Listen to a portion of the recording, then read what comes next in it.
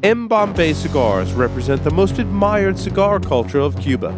They select the best of the best quality tobacco to use in the aging process. Bombay cigars are then rolled in Costa Rica by some of the most experienced cigar rollers, giving it a unique smoking experience. The band portrays the detailed and artistic nature of our small industry. Try the Bombay Casera, Bombay Mora, and the recently released Bombay Havana. Bombay cigars, where the cigar is a way of life. Welcome back, everyone, to the Stogie Geeks Show. It's a very special segment with one of our guests and sponsors, Mr. Mel Shah from Bombay Tobacco. Welcome, Mel. How are you doing? Good. How are Nice to you? be here. So, Good. How are you? Good. So, wait. So, Mel, is that like your nickname? Is your real name Mehul? Yes. Yes. It was a really long time for me to kind of like explain each and everybody how to pronounce the name. So it became Mel. That's funny because I worked with someone named Mehul, and so I recognize that on your Skype kind of thing. So that's funny. That's funny. Is that a popular Indian name?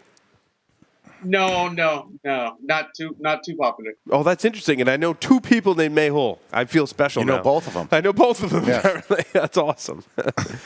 Well, we still have Aaron Loomis and Mr. Will Cooper on lines via Skype, Mike Bellady in studio. So, Mel, you wanted to come on and talk about this new blend you've been working on, and I've had the privilege of smoking. This is my second one that I've smoked, and I really, really like it, and I can't wait to hear more about it. The cigar is that we are coming out on July 1st. Is known as Gaia. It is pronounced Gaia. It's spelled Gaaja. Pronounced Gaia. Well, we've been working on this blend for probably around 3.5 to 4 years. Wow. The most difficult part was the couple of tobaccos that we use in the blend. The wrapper is a hybrid Ecuadorian Connecticut, and we had to kind of like wait for like three vintages. We tried like 3 different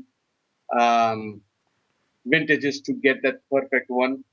Also, wait. So hold on, Mel. So when you say a hybrid Connecticut, is it so 2 different strains of Ecuadorian Connecticut? No. Hybrid Connecticut is it's a Connecticut seed hybrid or crossed with Cameroon. Cameroon seed, and grown in Ecuador with a technique known as a desflorado, what they call, and where they pluck the leaves when they kind of like start to blossom. So that is a very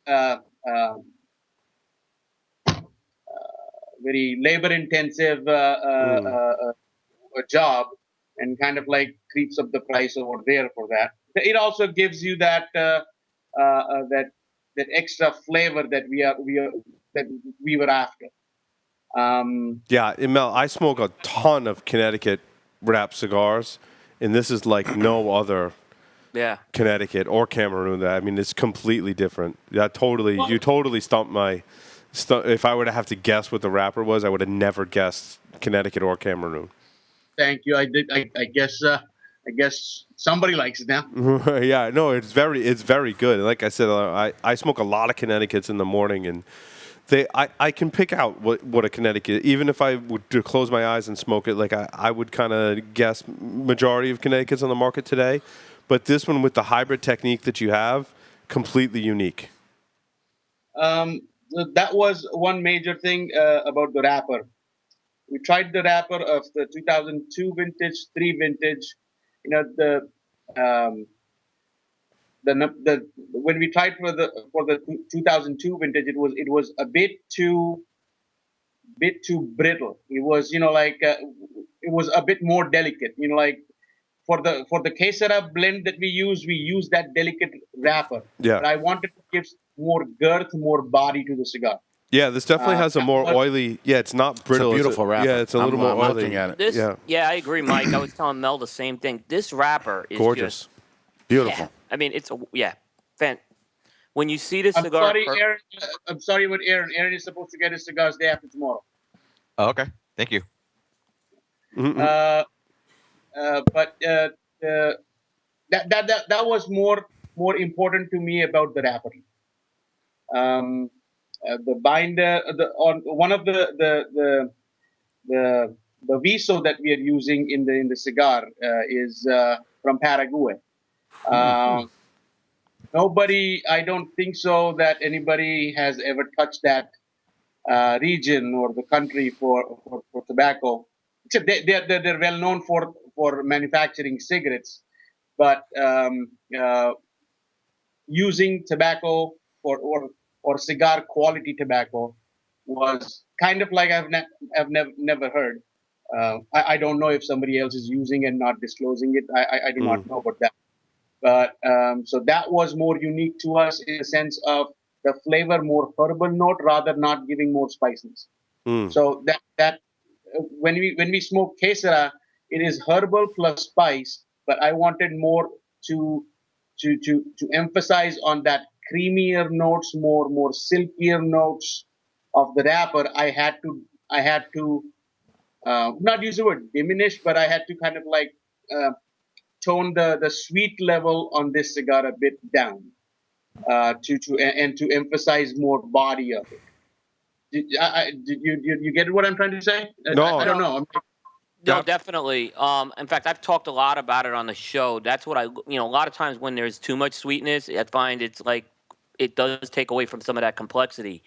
And I think with this cigar, you're definitely not only getting some of those notes, but you're getting. I mean, there's unique notes you're going to get off this cigar from the tobaccos in that filler that you are not going to taste before.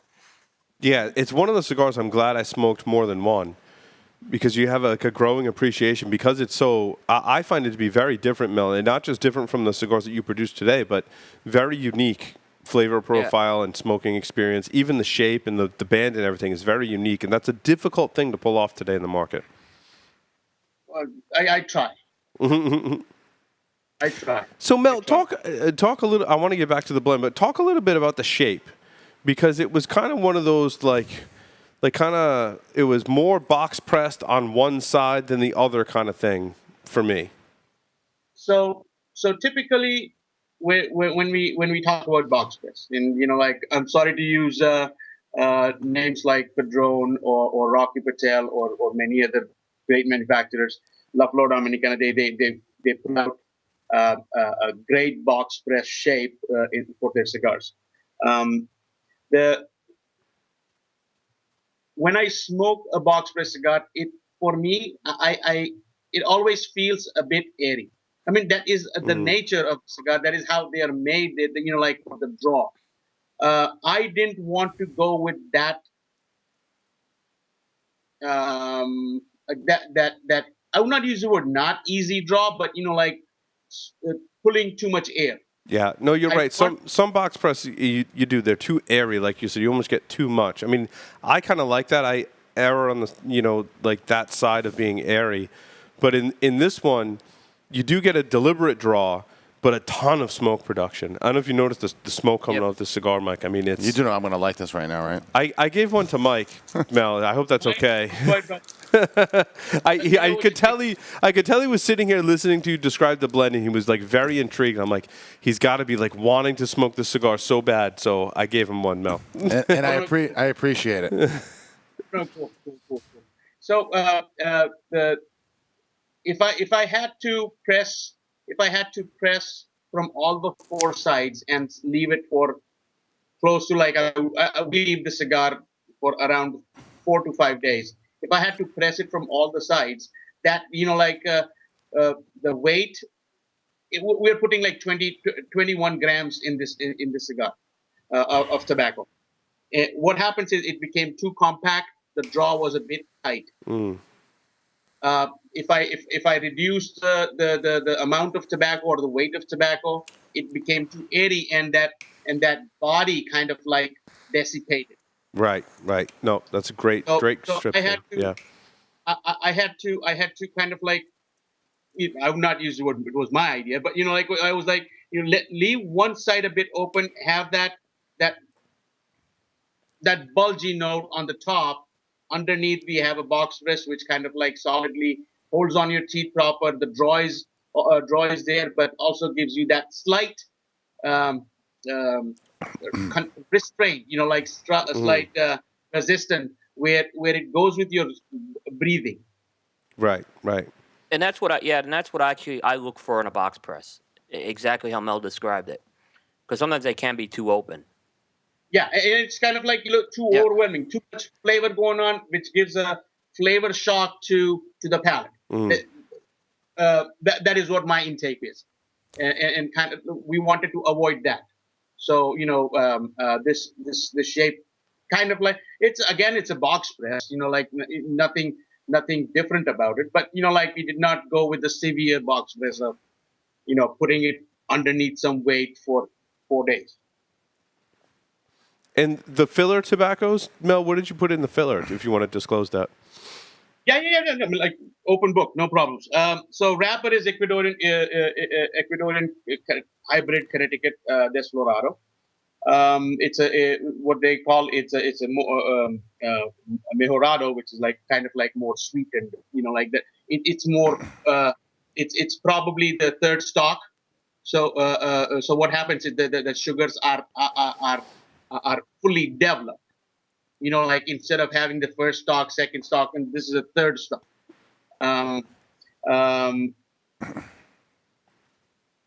The seco that we are using is again a Peru. The viso is Paraguay, Dominican Criollo, and Ecuadorian Criollo. In Ligero, I'm using an HVA, a Dominican HVA. No kidding. So that not to go with more of the reasoning of the Dominican HVA was I wanted that spice to be coming from that Ligero and not that earthiness. Earthiness on Ligero, I would if you smoke, or if you have smoked a Habano, if you have smoked with Nicaraguan Ligero, you have that earthier, earthier feel, earthier profile, because we use a Nicaraguan Ligero. Here we are using a Dominican HVA. So that's the blend constituent. Binder, again, we are using an HVA from Ecuador. Mel, it's Mike Bellady. I gotta have to tell you that this is one of the most beautiful wrappers I've seen. Thank you, sir. No kidding. I mean, I saw it when Paul was smoking, and now that I'm smoking it, looking at it, it's incredible. And this cigar is a great example of how you can't judge a book by its cover. Many smokers would look at this and think it's going to be a purely mild cigar. It's not at all. It's a very complex cigar. I've only just taken maybe 4 or 5 puffs from it, and it's really flavorful. You did a great job blending this. Thank you, sir. Thank you. Means a lot. Yeah, Mel, it seems like you spent a lot of time on this blend, and I applaud you for that. And paying attention to all those little details really speaks to the quality product that you produce. And I'm super impressed. And again, just coming up with something this unique in the market is an achievement. And the flavor and body is spot on this cigar. This is not a mild cigar by any stretch. But it's not overpowering either. No, it's not. Yeah. I'm enjoying it a lot. Yeah. No, it was more about balancing the cigar. Like giving you the body. Flavor is there. Like when you use high grade of tobacco, quality tobacco, you are, if you have aged the leaves properly, with proper temperature, you are going to get flavors.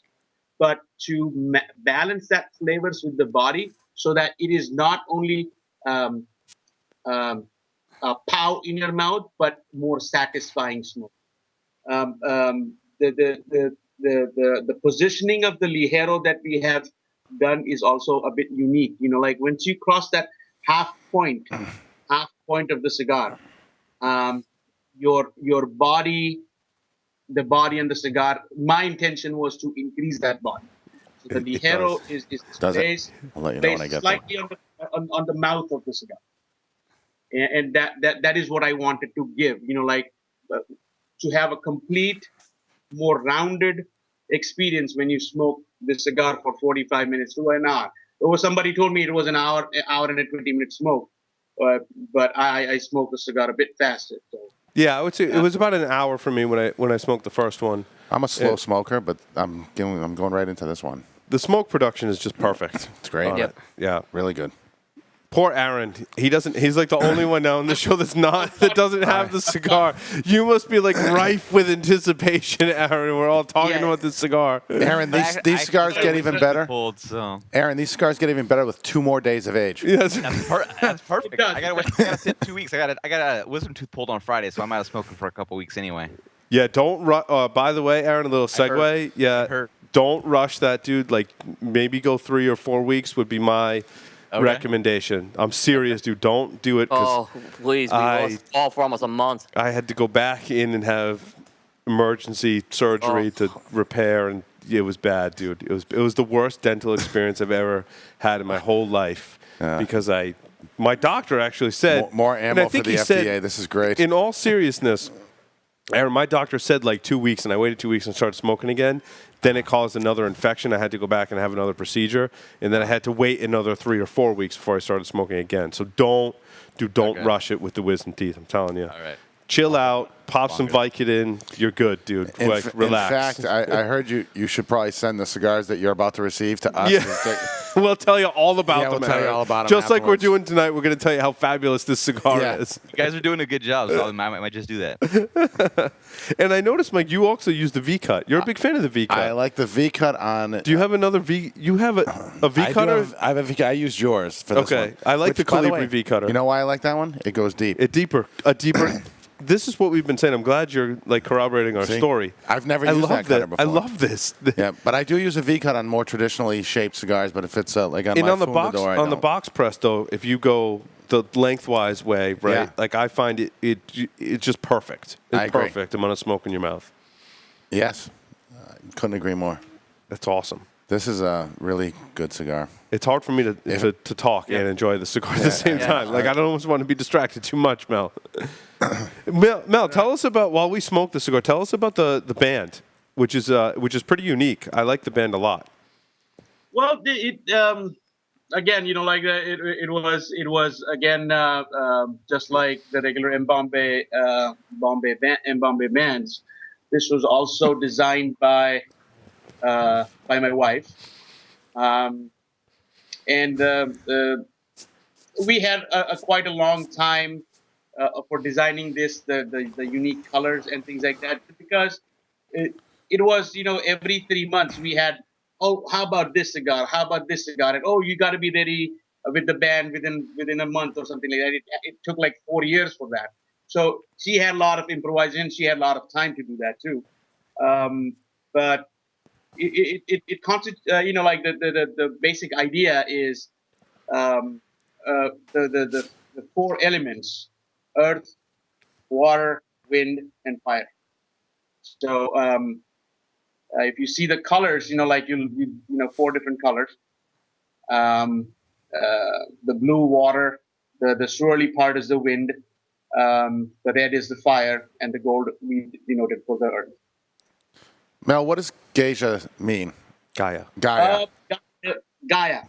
It's close. We have the Spanish influence. So Ja is here, and that is the reason Gaia. But in Sanskrit it means Gaj. Gaj is what we is a name for elephant. And because we want to go with that theme for our branding, we have Mora, we have Kesara. Mora means the peacock, and Gaj the elephant, which we do. We have it on even our Bombay band.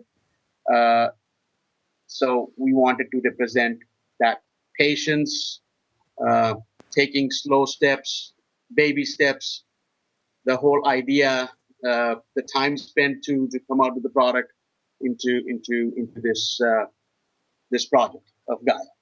That becomes Gaia. Interesting. That's really cool. So Mel, like this is a cigar that, for me, would be very versatile in terms of its flavor profile and also strength. One that I could smoke in the morning, one that I could smoke in the evening, and to me, that's one of the real like winning components of a cigar. When you blend, how do you get that balance to be that versatile of a cigar, to be mild in strength enough where you can smoke it in the morning, but have enough body and flavor where you can smoke it later in the evening too? And I firmly believe this cigar fits in that profile. Having smoked two of them now, it definitely fits in that profile. No, Paul, like I get your thing, and I'm sorry to say, but I do not think in that way.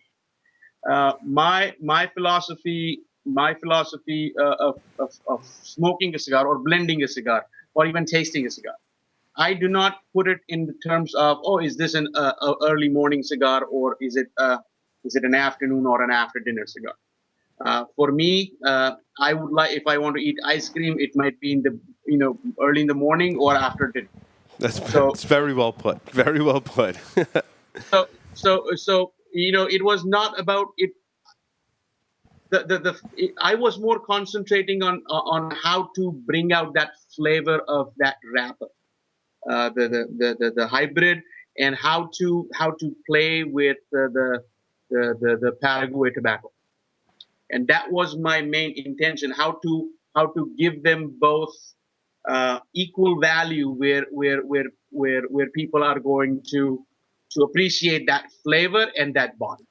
And I agree, Mel. Focus believe me, as a blender, focus on the flavor. Mm-hmm. Let the consumer determine when or where or what spirit to pair, whatever suits them best, right? Look, when you come up with a great spirit, cocktail, food, or whatever time of day you want to enjoy that, all the more power to you, right? Yeah, teach their own, right? Yeah, it's like my son loves potato chips. He could eat potato chips in the morning, in the afternoon, at night, 10:30 at night. Can I have some chips? Sure, whatever.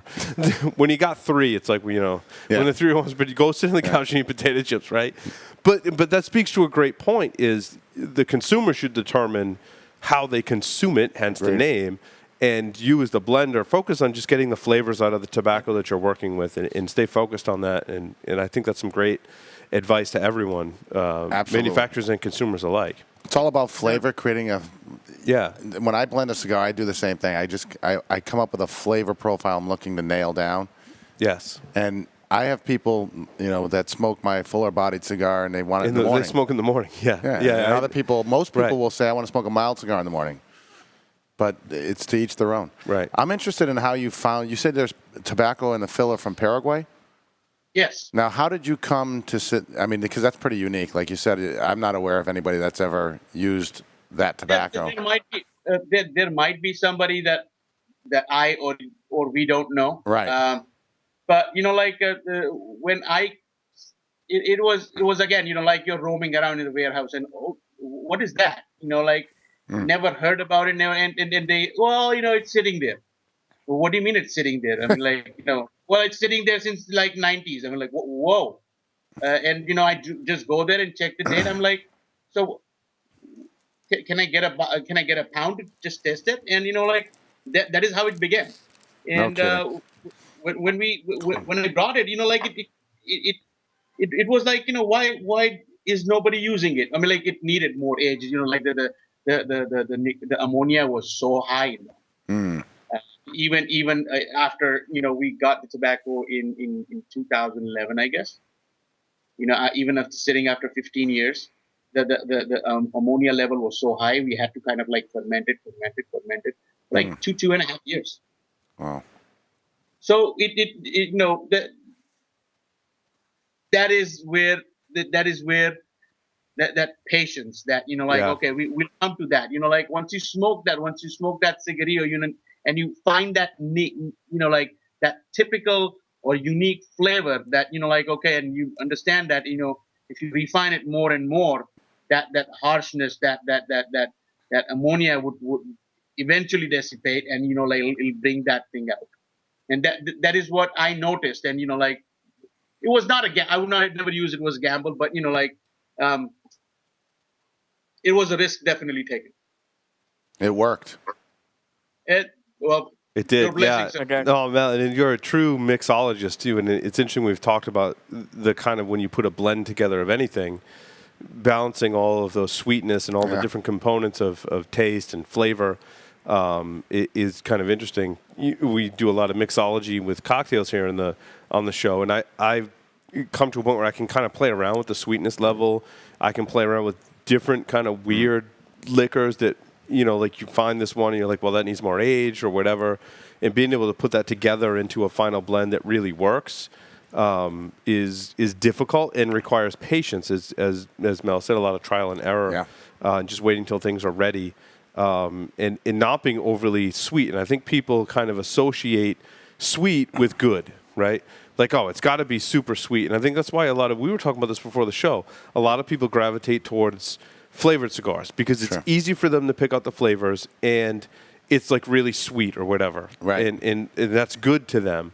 But as your palate gets more refined, you start to look for those more nuanced flavors, and you don't need all of that sweet. It's kind of like when we first all start out drinking coffee, right? You put a ton of cream and sugar in it, where there's like no coffee. There's like a tiny bit of coffee, but the rest of it's really just not cream. coffee It's not coffee at that point.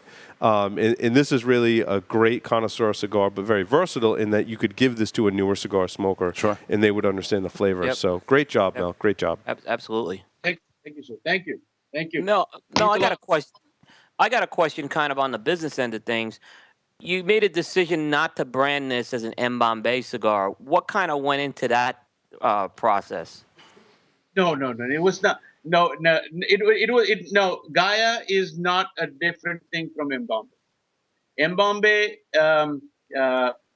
We have the core lines, the Habano, Corojo, Oscuro, and Classic. They're doing phenomenal for us.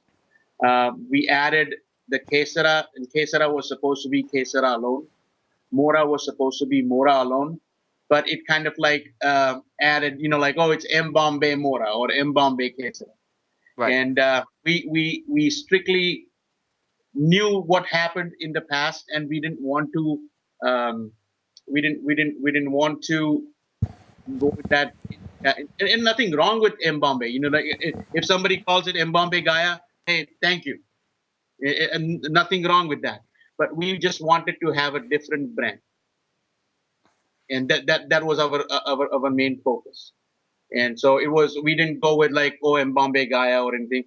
Gaia by Bombay Tobak, which is the parent company. Nothing to differentiate or anything like that. We just wanted in its own category. The tobacco that we are using, the rolling technique, we are even now balancing the cigar in the hand. We don't have any. You guys know, I probably had told you earlier. We don't have any draw testing machine in the factory. So we are now, when the cigar is done, they literally put it and try to balance it, just to make sure that the tobacco is distributed evenly in the cigar.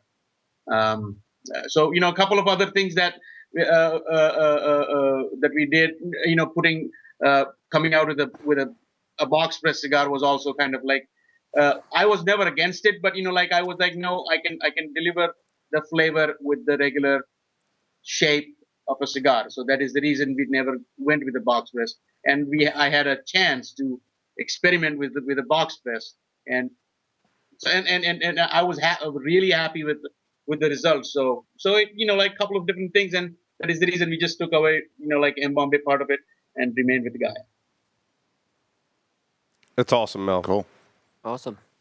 I like it. It has my stamp of approval. Speaking of construction, Mel, and your techniques, if there were a person who could smoke cigars from a manufacturer and pluck out the ones that have construction issues, it would be me. And I haven't had any construction issues with any of the cigars that you've sent us, and we smoked several. And I know you're a sponsor, but still, I have not experienced that. So that's true. That's good. It's true. And Will can attest to that too. If there's one cigar in 1,000, I'll be the one to find the one with issues in construction. You're the guy. I'm that guy. Yeah, I'm that guy. You're that guy. Mel, when can folks? I mean, we're getting a few questions already. When can folks expect to see this cigar on the shelves? July 1st. We are shipping it on July 1st. We might not ship it on the 1st, but like on the 5th, which is like Tuesday. Tuesday, yeah. And people should expect it on the shelf by the 10th. We are having a couple of big launch party. We are having one big launch party in Orlando, in Winter Park actually. Cigars on the Ave. When are you doing that, Mel? What day do you have that scheduled for? We're doing it on the 30th. So he has already sold cigars. I don't know why, but they're already gone. Whatever I'm giving him, it's gone. Wow. Okay. So, he has been a big supporter for Bombay Tobak since day one. So like I kind of like called our existing customers, and they're very gracious enough to say, come on down, let's do a small thing. And so on the 30th, we're doing kind of like a special event for him. And on the 1st, we're putting it on our shelves at our retail location here in Palm Springs, and 2 other retail locations in Orange County. So, another special thing that we're doing is each and every box of cigars they would have an individualized name of the store on each and every box. So that is also kind of like a painstaking process where, like, it's going to be a bit, it was slow, and it's now going to take 2 more days. So each retailer getting this it's going to be personalized for each retailer getting this cigar. Yes, sir. I don't know if that's for the initial launch or as an ongoing practice. That's just for the initial launch. No, this is going to be forever. Wow. That's cool. This is going to be forever. So this is Gaia, and like it'll be, there will be the name of the retailer underneath here. Wow. That's really cool. That's different. Yeah, I like that. It's hard to do too, I would think. Hard to manage. Yeah, but the guys over here were ready, and I was like, "You sure?" Yeah, why not? Like, okay, let's do it. So that was cool. Awesome. Well, Mel, thank you so much for coming back on the Stogie Geeks show, proud sponsor of the show, and great new release from Bombay. We all enjoyed this cigar very much, and we thank you for sending us the samples, and look for this on retailers starting in July. This is awesome. Thank you. July 1st week, yes, sir. Thank you very much. Thank you guys for having me.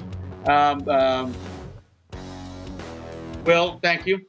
Thanks, Mel. Yeah, and we'll be seeing you. I'll be seeing you definitely in Las Vegas. Hopefully, it's cooler than it is in Palm Springs. I heard it's like 120 degrees there today. No, it was 125. Oh my goodness.